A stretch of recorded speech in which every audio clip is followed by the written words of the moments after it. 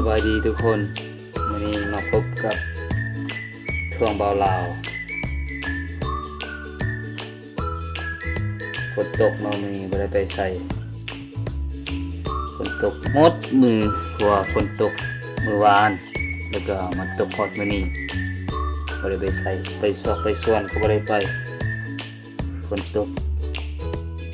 เส้นทางเปเพหลายมีแต่เพื่อนตอนนี้ก็ประมาณ4 โมงแลงอากาศเย็นเพราะเพื่อนอยู่ติดป่าเนาะ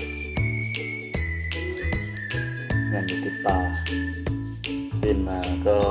เห็นป่าใหม่เห็นต้นใหม่ใหญ่ๆใจทุกคนเบิ่งเนาะเงินของข้าพเจ้า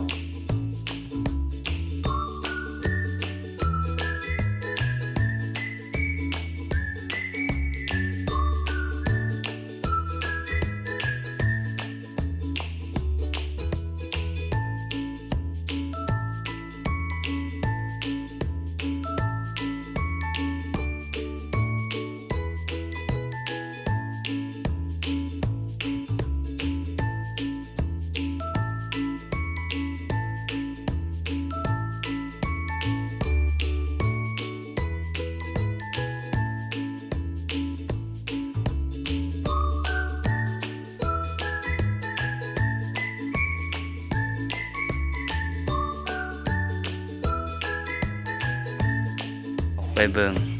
หน้าเฮือนของข้าพเจ้านี่จะประมาณนี้รอบๆไปด้วยธรรมชาติ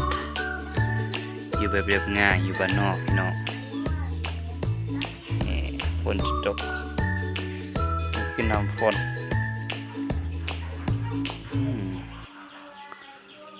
รอบบ้านจะเป็นแบบนี้เนาะพี่น้องอยู่บ้านนอกนี่จะเป็นห่างตัวนกหลังจากฝนตกประมาณนี้เนาะ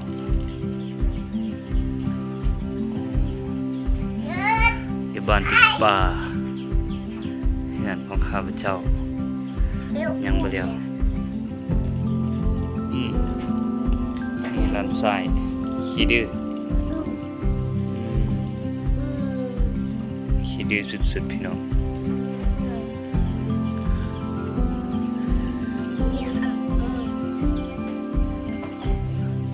งานติดป่าจะประมาณนี้ครับนี่คือเส้นทางออกไปสู่เส้นทางใหญ่